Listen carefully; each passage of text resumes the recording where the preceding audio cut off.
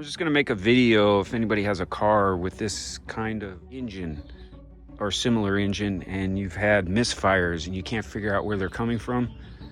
Well, if you have an oil dipstick like this and it runs through the exhaust manifold and there's a bracket that attaches to one of the bolts, I just figured out I was running my engine and I was looking under the hood and I noticed that this spark plug wire was actually arcing on this bracket right here.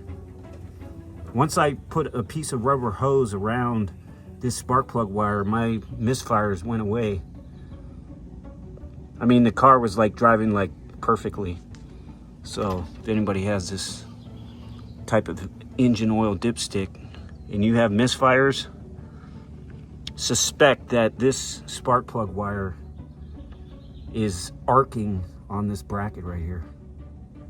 If you've taken your engine apart and this bracket got bent and now it's touching the spark plug wire, it could be arcing, causing misfires.